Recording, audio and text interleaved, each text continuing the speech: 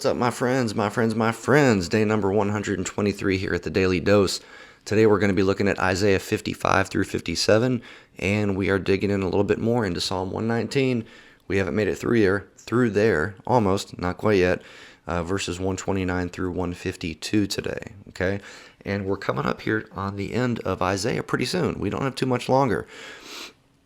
So, today we come into a section at the beginning of our reading in Isaiah about an invitation to the thirsty. And I'm just going to read a little section out of this. It says, "Come, all you who are thirsty, come to the waters, and you who have no money, come, buy and eat," right?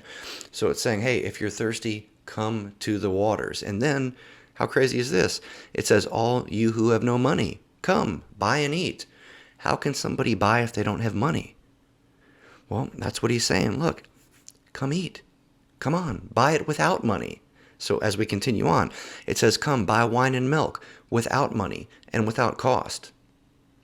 Why spend money on what is not bread and your labor on what does not satisfy? Right? And we see this when Jesus is with the woman at the well, right? And he talks about this living water. He says, if you drink of this, you'll never be thirsty again. Right? And I don't necessarily think he was like, you're never going to be thirsty for a glass of water again in this life. I think what he meant is, you're never going to be spiritually thirsty again. You're going to have this deeper desire, this much far deeper need met. And presumably in the afterlife, you will never be thirsty, right? Because it talks about, in hell there will be this burning and this fire and this thirst that will never be quenched. But to the flip side of that, if you're in heaven, you will never be thirsty, quite literally, right? So you could look at that a couple of different ways with a few different little nuances. But so anyways, it goes on and says, listen to me, and eat what is good, and you will delight in the richest of fare. Give ear, and come to me. Listen, that you may live.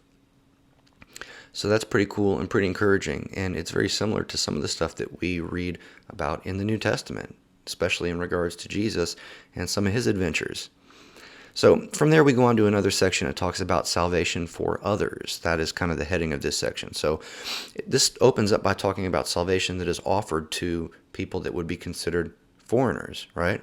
And here's a couple verses.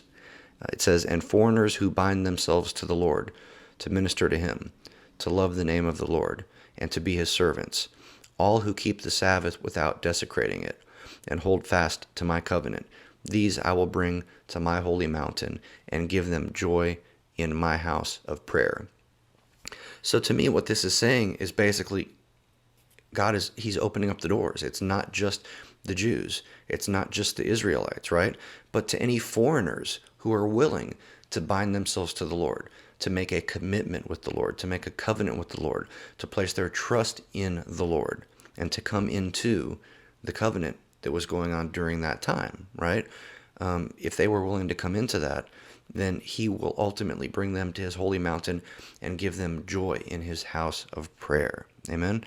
Then it goes on, and we've got a little section about God's accusations against the wicked, right? So we read some stuff here about the wicked prospering, and all the meanwhile, while the wicked are doing their thing and living high on the hog and prospering, the righteous are perishing, and we read about, how these wicked are the offspring of adulterers and prostitutes and things of that nature. And then we go on to a section that talks about comfort for the contrite, right? So first there's accusations against the wicked, right? God is going to accuse and judge the wicked, but then it goes on to talk about comforting the contrite, right?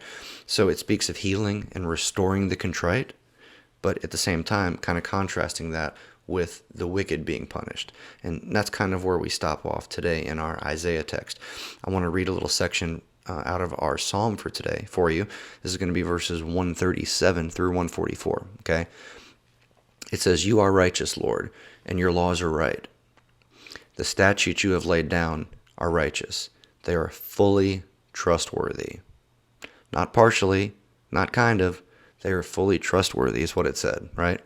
Then it goes on to say, "My zeal wears me out, for my enemies ignore your words.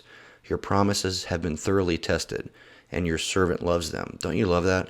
He says, Lord, you've made promises, and those promises have been tested and tried and true. Those promises are legit, and we can plant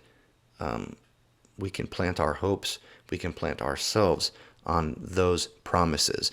They are a firm foundation. They are not sinking sand. Amen. So as we go on, it says, though I am lowly and despised, I do not forget your precepts. Your righteousness is everlasting, and your law is true. Trouble and distress have come upon me, but your commands give me delight. Can we say that? Right? Can we hope to be able to say that? Are any of you going through trouble and distress? And if you are, can you say, trouble and distress have come upon me, but God, your commands give me delight. Your gospel about Jesus gives me delight. Right? Can we say that like the psalmist says that here? And then it goes on to say, your statutes are always righteous. Give me understanding that I may live. Some wise words from the psalmist. So that's all I got for you guys and gals for today. Thank you for being here. Appreciate your time. Till we meet again. Deuces.